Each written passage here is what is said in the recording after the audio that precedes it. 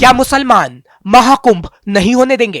क्या 2025 राम मंदिर का आखिरी साल होगा? मुसलमानों ने योगी को चैलेंज किया है कि वो महाकुंभ नहीं होने देंगे।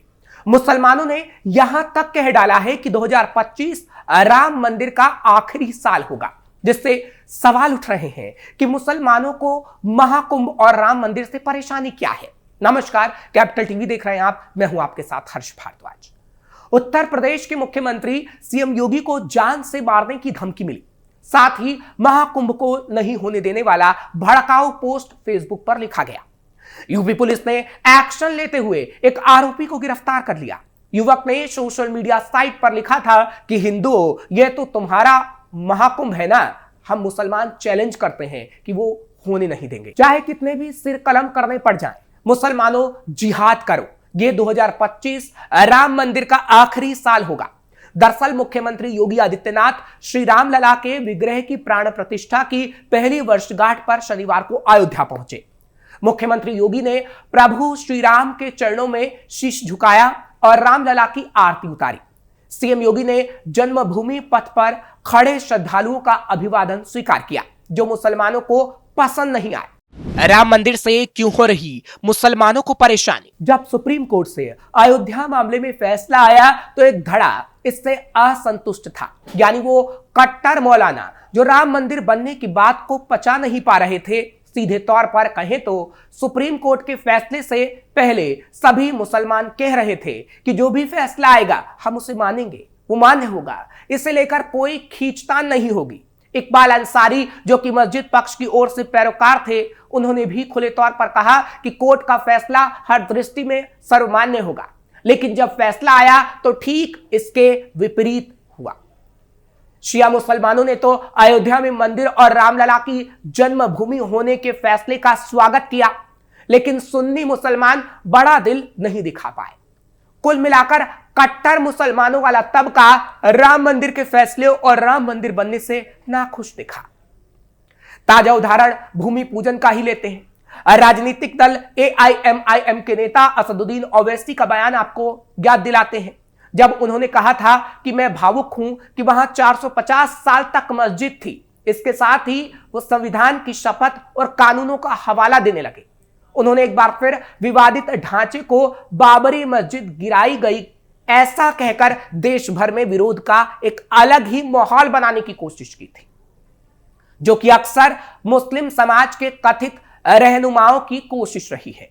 कट्टरपंथियों ने राम मंदिर को लेकर बोले थे जहरीले बोल। राम मंदिर को लेकर मौलाना साजिद रशीदी ने तो जहर बोने की हर हद पार करते हुए कहा था कि राम मंदिर बनने के बाद उसे गिराकर मस्जिद बनाएंगे। कहा था कि विवादित जगह मस्जिद थी, मस्जिद ही रहेगी। यानी इससे यह समझा जा सकता है कि जब राम मंदिर पर फैसला आया और जब राम मंदिर बना तो कुछ कट्टरपंथियों के सीने में दर्द हुआ, लेकिन वो हो हल्ला करते रहे और राम मंदिर बनता रहा। महाकुंभ से क्यों परेशान है मुसलमान? इस बार जो धमकी मिली है वो महाकुंभ को लेकर भी है कि महाकुंभ मुसलमान नहीं होने देंगे। ऐसे में सवाल है कि आखिर महाकुंभ से भी मुसलमान परेशान क्यों हैं? तो इसकी वजह भी आपको बताते हैं।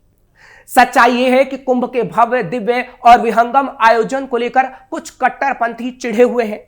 कट्टर सोच वाली ये जमात दावा कर रही है कि महाकुंभ में कई सौ मुसलमानों का धर्मांतरण होने वाला है। सैकड़ों मुस्लिम कुंभ से घर वापसी करने वाले हैं।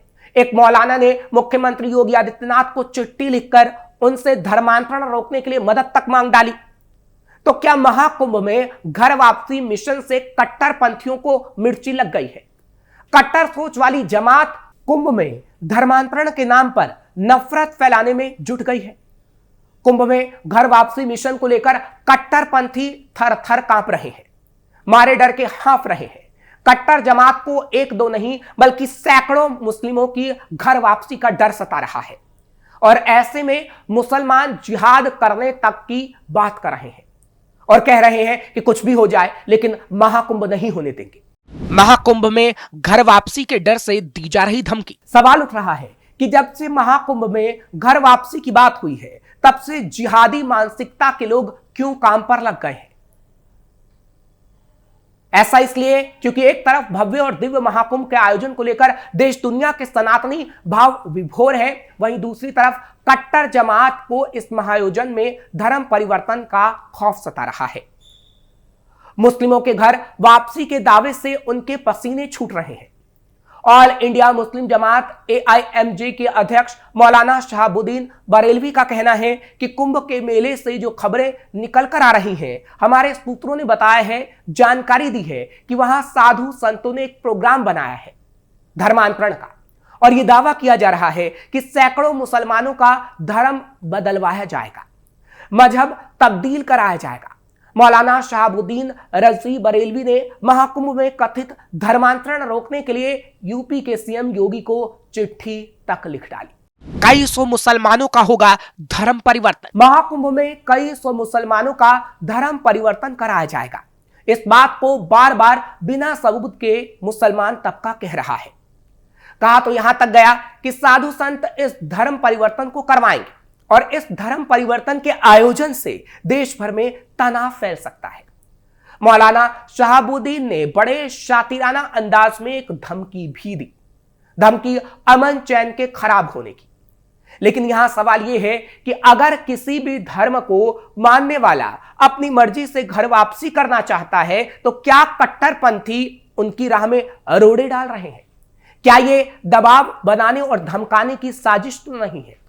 क्योंकि जब साफ शब्दों में कहा जा रहा है कि हम मुसलमान चैलेंज करते हैं कि महाकुंभ नहीं होने देंगे, चाहे कितने भी सिर कलम करने पड़ जाएं, मुसलमानों जिहाद करो, ये एक साजिश ही है।